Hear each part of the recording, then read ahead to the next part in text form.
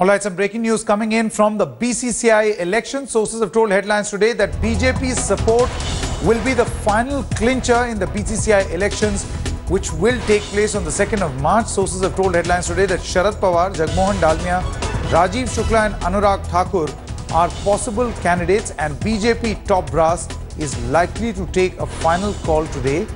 Could that perhaps mean that this is the end game of the Srinivasan regime? That is, people who were sensitive to Srinivasan. Could this finally mean that they could be out of the BCCI? Let's quickly go across to consulting editor sports, Boria Majumdar, who joins us with all the latest. Boria, just take us through what really is the game plan as far as the BCCI elections are concerned. Sanket, at this point in time, as you rightly said, there are 4 candidates. 1, Mr. Pawar, 2, Jagmohan Dalmia, 2, 3, Rajiv Shukla and 4, Anurag Thakur. Each of them have their pros and cons. If you see the 30-member electorate in the BCCI, Sharad Pawar lobby has 9 votes, and mainly votes from the west and central zone. I can tell you the constituencies as well. The Srinivasan lobby has 7 or 8 votes mainly from the south zone, and a couple of votes from the north.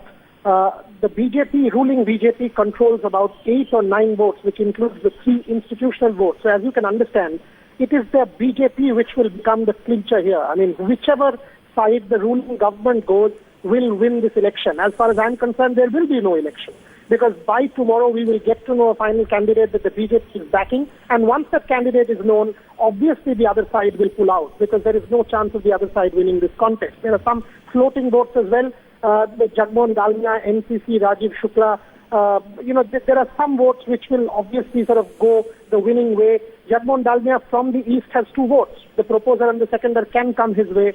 And if the BJP backs him, he can be the possible candidate for president. As far as Mr. Srinivasan goes, it is dire time, because today also the contempt of court hearing will come up in the Supreme Court, and most likely he will get a further blow in the Supreme Court for having attended the working committee meeting. And sources close to BJP tell us that neither Mr. Srinivasan, who is obviously ineligible to contest, nor any of his teammates will perhaps get the support of the ruling government, which means there is a change in the BCCI. Who wins, we will get to know in the next 24 hours, but there is a wind of change for sure.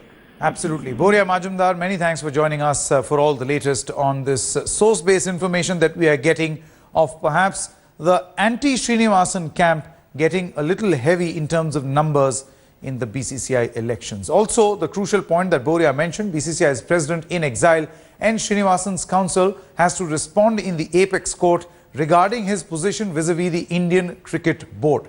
Now, on Monday, the Supreme Court has made it clear that Srinivasan should not have attended BCCI's meeting earlier this month.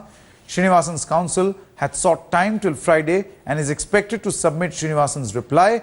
On the 23rd, the Supreme Court pulled up N. Srinivasan for chairing a meeting of the BCCI's working committee. The court had said that Srinivasan should not have attended the meeting. The court also said that there will be disqualification for those contesting elections who were holding any commercial interest in BCCI events. In view of this judgment, Mr. Srinivasan was disqualified from holding the post of BCCI president and president of Tamil Nadu Cricket Association. However, despite this disqualification, Srini presided over the working committee meeting held on the 8th of February, and the meeting fixed the date of elections of the 2nd of March.